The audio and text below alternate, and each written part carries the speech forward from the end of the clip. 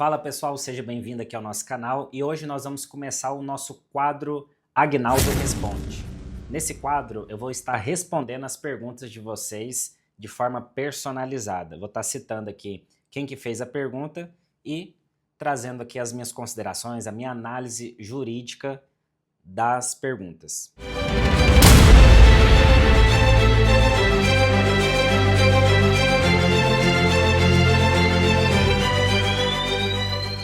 Então vamos lá para a nossa primeira pergunta. Marcos Dias, ele perguntou o seguinte, olha só. Eu fui aprovado em todas as etapas do concurso da PMMG, Polícia Militar de Minas Gerais, inclusive no teste psicológico. Iniciei o curso de formação, aproximadamente 3 meses de curso, eu tive um surto psicótico. A administração do concurso abriu um processo exoneratório. A PM alegou no processo que houve vício de inclusão no teste psicológico e me exonerou. Esse ato foi legal, já que o surto veio após a aprovação no concurso? Então, Marcos, aí nessa situação sua que você teve esse surto psicótico, o que acontece? Você disse aqui que você foi aprovado no teste psicológico, ou seja, você fez o teste psicotécnico ali do seu concurso e a banca examinadora declarou você apto para o teste. Só que aí no curso aí do curso de formação, né, no transcurso do curso de formação, você teve esse surto. E aí o que acontece? Mesmo que você esteja fazendo um curso de formação, você tem um direito à ampla defesa e contraditório. Eles não podem simplesmente, de forma unilateral, gerar sua reprovação do concurso, porque esse surto psicótico precisa ter um laudo psiquiátrico, precisa identificar com clareza o que envolve essa situação que você passou, através de um diagnóstico médico formal, e você tem um direito a se defender para você permanecer no concurso, porque você fez um teste psicológico, inclusive ficou demonstrado que você se tornou apto. Teve apenas uma situação pontual que aconteceu durante o curso de formação que fez com que eles abrissem esse processo aí para gerar exoneração. Então, esse ato ele pode sim ser questionado, caso não tenha sido respeitada a ampla defesa, o contraditório, e principalmente se a banca examinadora não trazer uma motivação adequada para o seu caso. Segunda pergunta aqui, da Adriana Angelo. Seguinte, doutor, espero que esteja tudo bem. Eu tenho TA1, né, que é o transtorno do espectro do autismo. Nunca prestei concurso público em vagas PCDs. Meu laudo médico é bem detalhado. Entretanto, ele é assinado digitalmente com registro ICP, mas em alguns editais de concursos pedem assinatura e carimbo médico para confirmar os registros médicos. Mesmo meu laudo tendo tudo isso de forma digital, eu tenho medo de ser recusado. A sua situação ela é bem interessante porque o edital ele é a regra do concurso. A banca examinadora ela tem que seguir estritamente o edital. Ainda que o edital tenha exigências abusivas ou ilegais, a banca ela tem que seguir os próprios itens e as próprias cláusulas que ela estabelece. Então, se lá no edital consta que os documentos, os laudos precisam ser assinados de forma física, você precisa providenciar o seu laudo com assinatura de forma física, tá bom? Ocorre que, se você faz um concurso e apresenta o laudo apenas de forma digital, com assinatura digital, e a banca te reprova, aí nesse caso, por exemplo, se você tivesse passado por esse tipo de situação e procurasse o nosso escritório, caberia o ingresso de uma ação judicial para tentar reverter essa situação. A gente iria utilizar o princípio do excesso de formalismo. A banca examinadora, ela agiria ali com excesso de formalismo ao exigir que a assinatura fosse de forma física e não aceitasse uma digital, sendo que o efeito prático é o mesmo. A assinatura digital tem o mesmo efeito da assinatura física. Portanto, se você fosse eliminado por esse motivo, seria possível ingressar com uma ação judicial. Mas já que você está fazendo a pergunta de forma preventiva, é importante você providenciar o laudo de forma mesmo com assinatura por escrito, para que você apresente para a banca examinadora e não tenha nenhum problema. Então, siga o edital. Pergunta aqui do João Paulo Barbosa. Doutor, eu estou aprovado em 5º colocado em um concurso em que na vaga PCD eu sou o 5º, sendo que o 4º já foi chamado, então você é o próximo. O órgão já está falando em fazer um outro concurso no próximo ano, sendo que eu estou no cadastro de reserva em 5º. Eu posso entrar com alguma medida para que antes de ser realizado outro concurso, eles me chamem e tendo e veja que eu sou o próximo. João Paulo, é o seguinte, você está na posição 5º.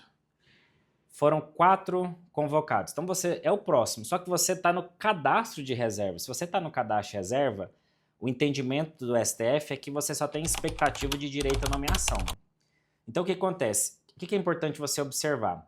Se um desses 4 candidatos que estava à sua frente, se eles desistirem do concurso, se eles saírem, forem exonerados, se eles forem demitidos do cargo público, enfim, se acontecer alguma situação que algum desses 4 sai, você pode já ingressar com uma medida imediata.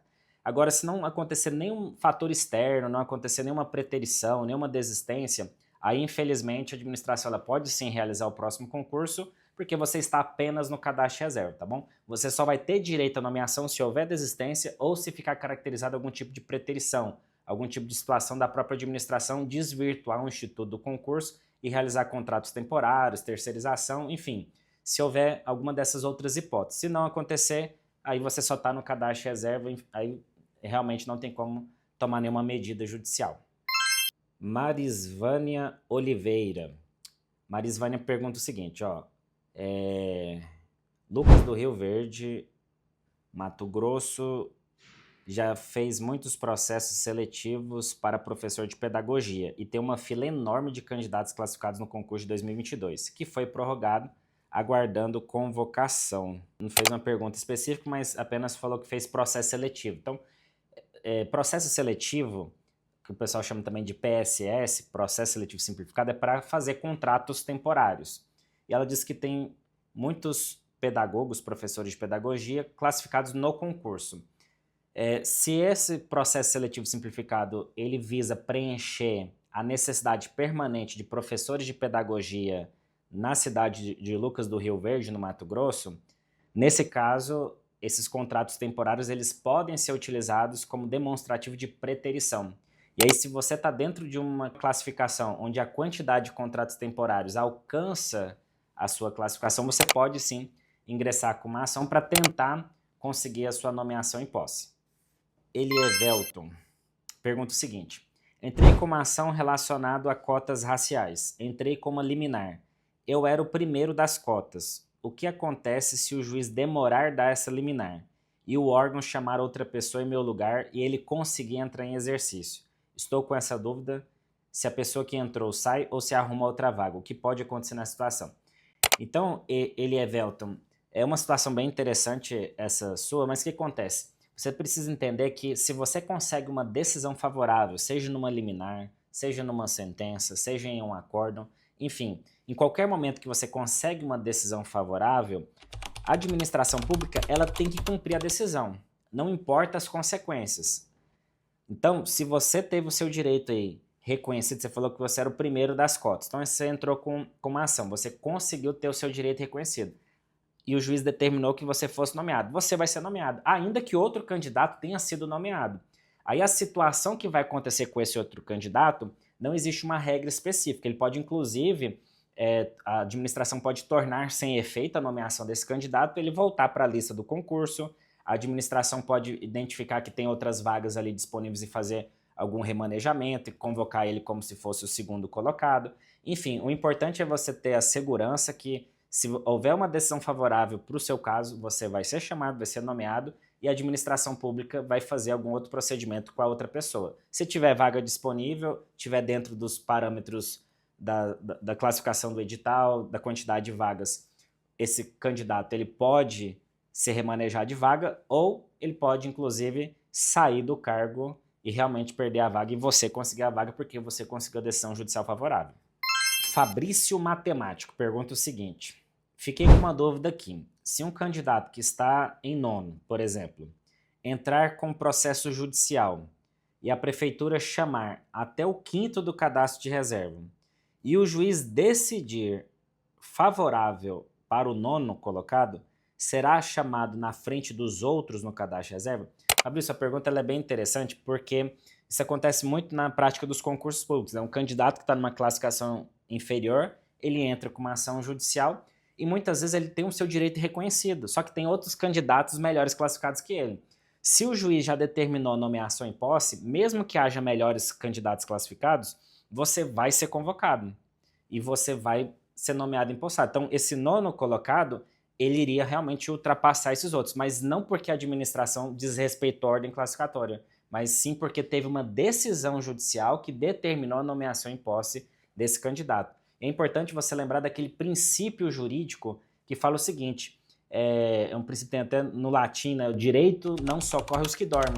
Ou seja, se os candidatos ali que estão na quinta classificação, sexta, sétima, oitava, não reagiram, não tomou providência, e o candidato que está na nona posição identificou que tinha o seu direito, entrou com a ação e teve a decisão judicial reconhecendo o seu direito, então ele vai ser convocado na frente desses outros candidatos, tá bom? Pode acontecer do juiz, nesse tipo de situação, é difícil acontecer isso, mas é uma possibilidade. Ele pode declarar ali no processo a necessidade, a gente chama assim, litisconsórcio passivo necessário. O que é esse litisconsórcio passivo necessário? O juiz determina que seja intimado esses outros candidatos para compor o processo, tá bom? Isso é mais difícil acontecer, por isso que é importante na sua petição você usar essa argumentação de o direito não socorre os que dormem, então mesmo que tenha melhores classificados, você não pode ser impedido de nomeado em decorrência da omissão desses outros melhores candidatos, tá bom? Então é possível sim que esse nono candidato seja convocado até mesmo na frente desses outros. Última pergunta aqui, do perfil aqui, House Containers, energia solar. Ele diz o seguinte, olha só, eu sou enfermeiro, eu fiz concurso público, passei em 7º lugar, chamaram até o 6º lugar, então você era o próximo, e esta última assumiu, trabalhou 2 meses e pediu exoneração, e outra efetiva também. Aí a prefeitura começou, na minha vez, a terceirizar as vagas, isso aconteceu em fevereiro. Será que consigo pedir indenização de salários desde quando aconteceu a preterição? Então, eu não sei o seu nome aqui, né? Tá como House Containers, só que você disse que é enfermeiro. E o que acontece? Nesse caso aqui, você era o próximo a ser convocado. E aí teve desistência. Você falou que a última assumiu, trabalhou 2 meses e pediu exoneração. Então, se ela pediu exoneração, a vaga ficou disponível, porque ela pediu exoneração.